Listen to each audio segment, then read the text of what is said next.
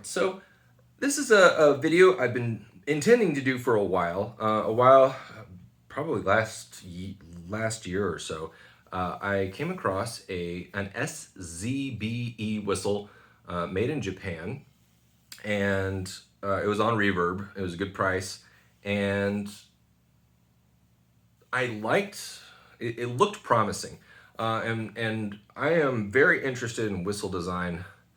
And there's kind of a few families, and there were some signs on this that I felt like some thought had been put into this whistle. So one is it's got a wall, which if you've seen some of my older videos, I love walls on whistles. The first one I ever saw was on a Copeland, and specifically they're designed to strengthen the bottom notes. The other thing that I saw was it's got these extra aluminum bands that thicken the walls in certain points, certain places, which to me, I don't know what they are. I've seen them recently on Colin Goldie's narrow bore low Ds, and I'm not sure what their purpose is. It seems like I read something a while back. I don't know if they're either for strengthening certain notes or for like intonation. But regardless, it's an extra complexity that to me is done intentionally and with a specific goal in mind. So to me that says this is a thoughtful a thoughtful maker who is not just the simplest designs are like a tube with a slightly larger tube end cap, and then the Fipple block, and this tube is carved out. So like, that's the simplest design.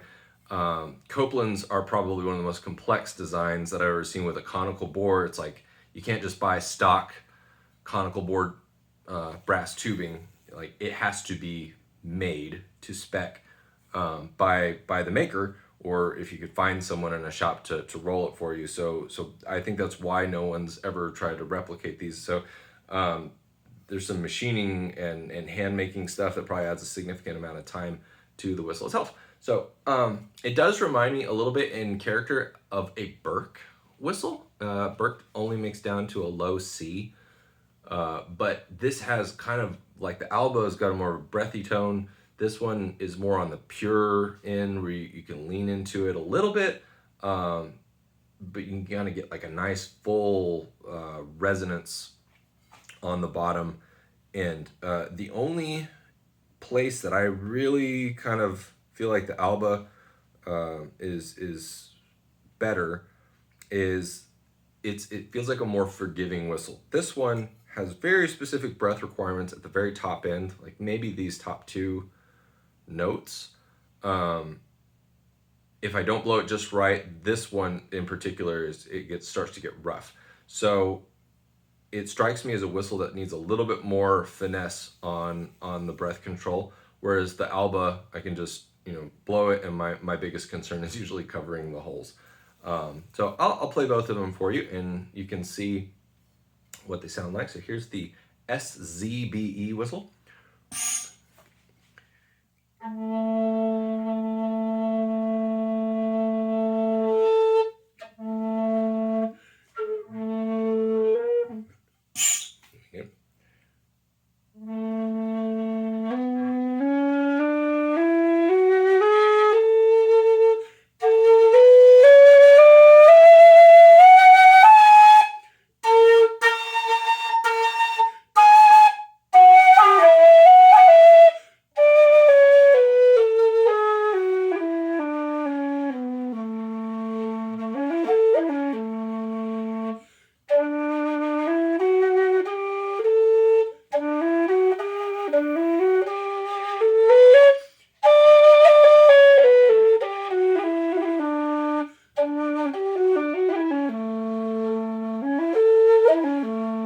So you can hear I can get a good strong note. It is definitely a little bit more of a you got to be careful with. It's easy to overblow it, but I really like the character on that. Against the burning resonance that you get with it. It's like a certain kind of purity that like you get harmonic stuff going on that just sounds nice.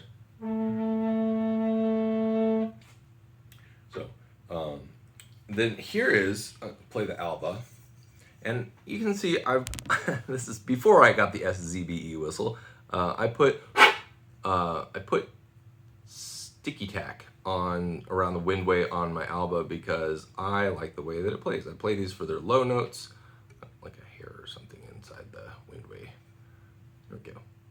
I play these for the low notes, and I just think they sound better with a wall. It's a richer, more resonant thing. So I'll play it with the wall in place first, and then take it off. But I find it interesting. Again, I started doing that because the Copeland design put a wall in the windway for low note strengthening, and so that's why I've experimented with it. So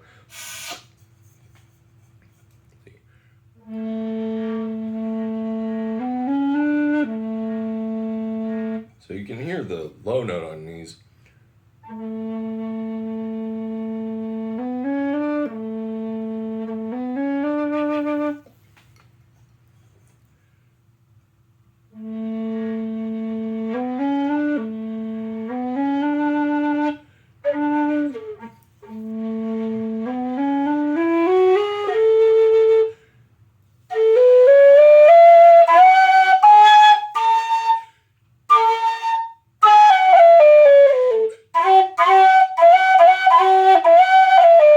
So you can hear with the wall in place, the high end, that's one of the consequences of doing this is you tend to, especially if the whistle wasn't designed with it in mind, it tends to get a little bit harder to blow the top end notes.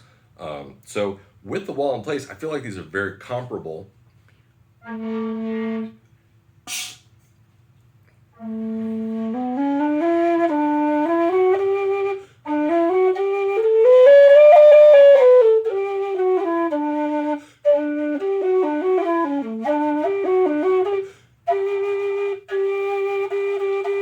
This one, you could do this or this. Sounds like you both get a pretty good C natural equivalent.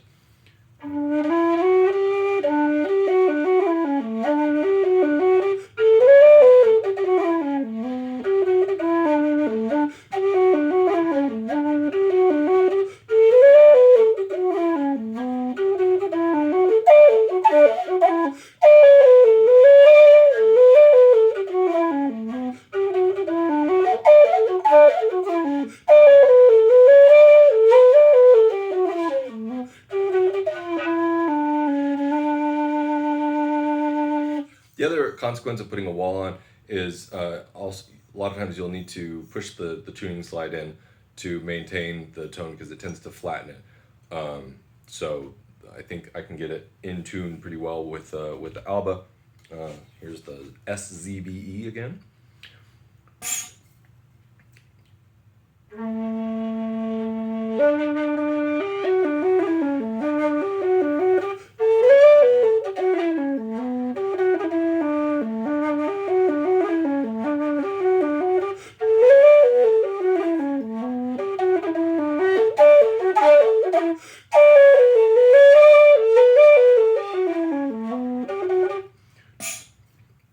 Make sure it's clear.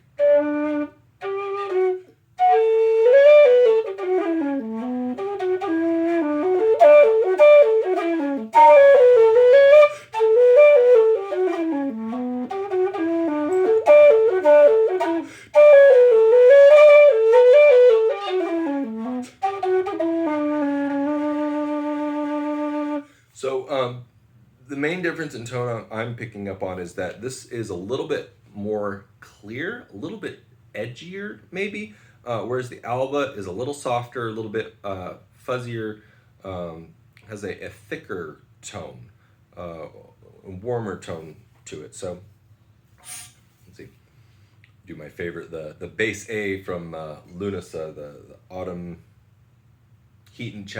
Child Heaton Chapel set.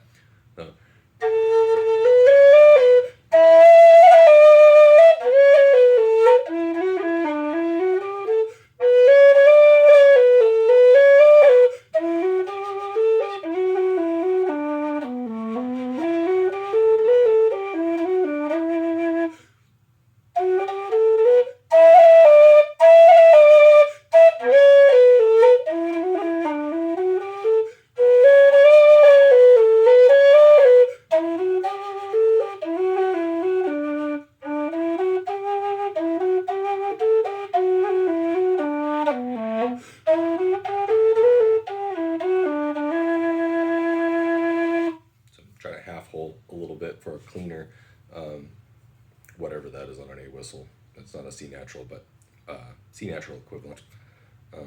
I think in terms of D whistles. So here's the Alba, and the same thing, and then I'll take the wall off.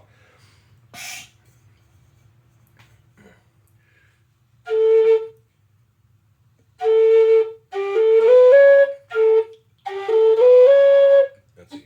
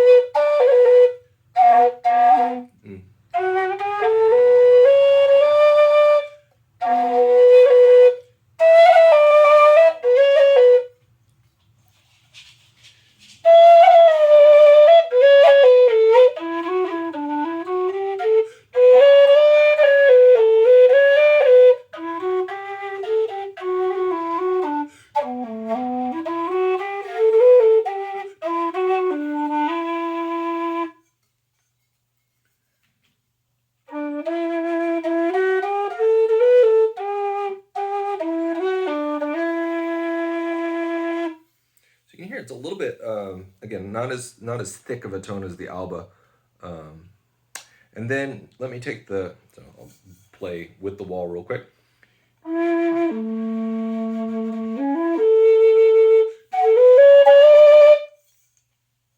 Take the wall off. It's been a while since I've taken this off, and again I just put this on a lot of whistles. I have a low D Copeland. I put some sticky tack on the wall of my low D Copeland, and I think it sounds better. So let me see, I'll pull the slide out just a little bit.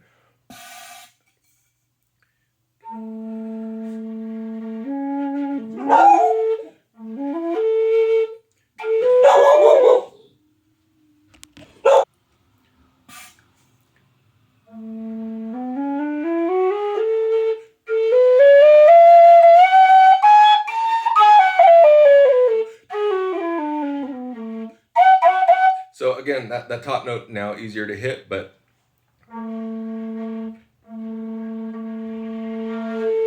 you lose the strength on the bottom note. So now when you compare them,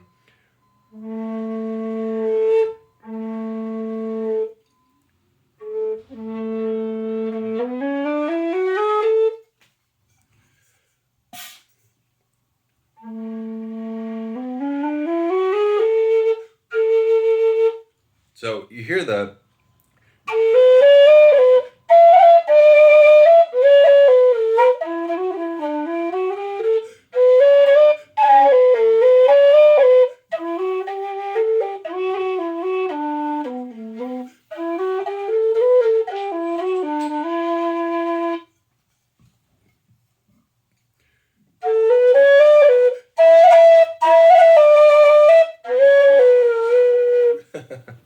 I said it didn't bother me, but it knows.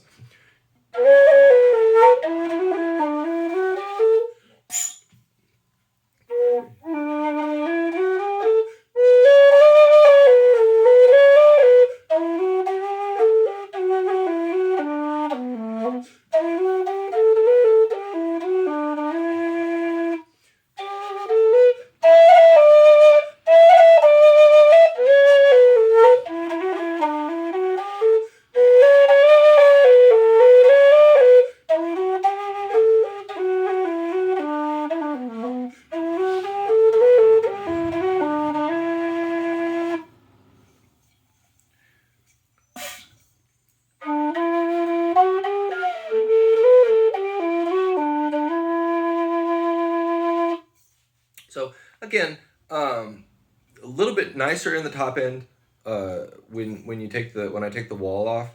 But again, I play these for the deep resonant low note. So I figure it's not a big deal to put a bit of a sticky tack onto the windway. I usually just kind of roll it up, you know, make a little snake, little berm, and then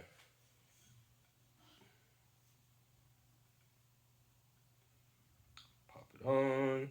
And again, no offense, no offense to the makers. Like it's really just a question of balance. Um, my only wish is that uh, the the makers might make sure that I would love to see makers come like supplying their whistles with like an optional collar, maybe pay a little bit extra, and then they would make sure in the shop that the tuning works with the wall, like something that you could turn on and off. So you say like I prefer the high notes over the low notes. For certain instances, maybe you pull the thing off, adjust your tuning slide, and you now have a bass whistle that plays better on the high notes. Whereas if you are wanting like, no, I'm gonna play within a specific range, and I just want I want as much resonance as I can get. You can put that ring on. I know Rob Gandara experimented a little bit that with carbony. Some whistles just respond better to the wall. I've had some that I put the wall on, and it doesn't really do anything. It's like they don't have the focus, or it's the way they produce the sound. It doesn't make that much of a difference. It's like a slightly smaller fuzzy sound versus a big fuzzy sound, or slightly bigger fuzzy sound. But some, especially the pure end whistles like Burks, respond amazingly to putting a sticky tack wall. And again, even the Copeland, which is also on the pure end of the spectrum, like it changed pretty dramatically. So here's.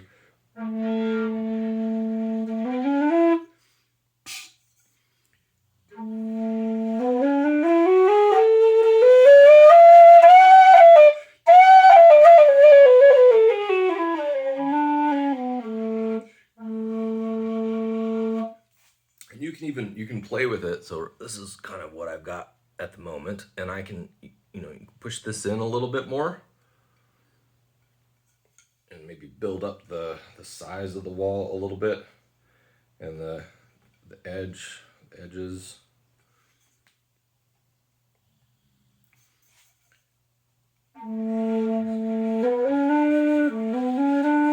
But I think you can see.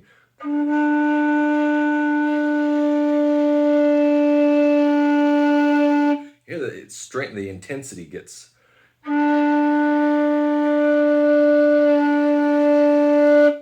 as I kind of go over it.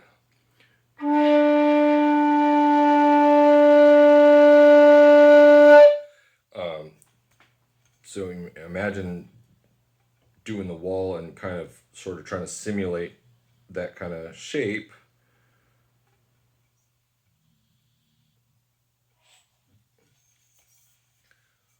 I don't know if I can push it in enough to compensate for the tuning.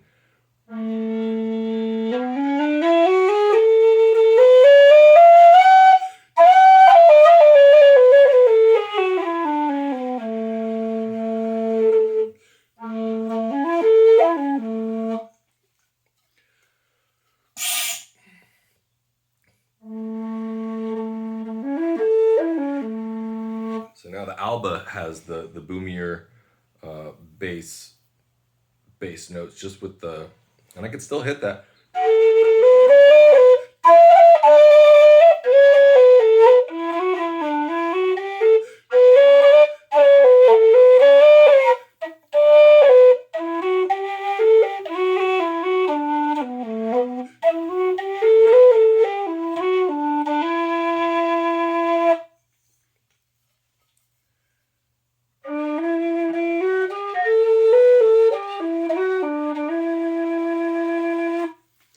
So anyway, I said I just really like whistle design and how they do it, and I like being able to play around with some of the dynamics. So like putting the walls on, especially something I can just pop it off if I don't like it.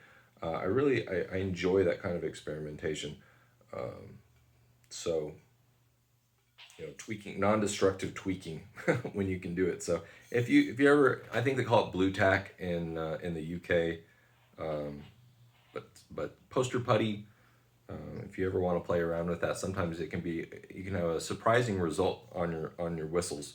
And the only issue that it does tend to pose is it'll make those high notes harder to access, sometimes impossible to access if you overdo it, and it can also, I think it can mess with the intonation on your whistle. I've had some that just sounds amazing, but when I checked the tuning, like I just couldn't get the tuning to sound right, and so I had to take them off, because again, that wasn't what when you're modifying, it's not what the maker intended when they were tuning it.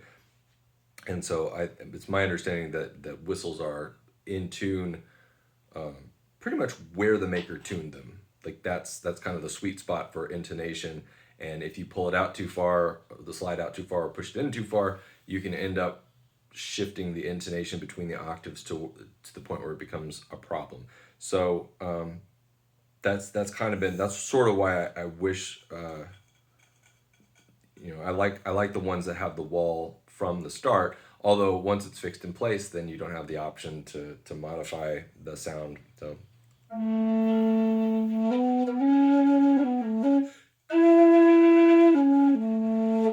I don't know what the intonation is doing at that point. I just know the sound is kind of cool. So anyway, I hope that's interesting and helpful.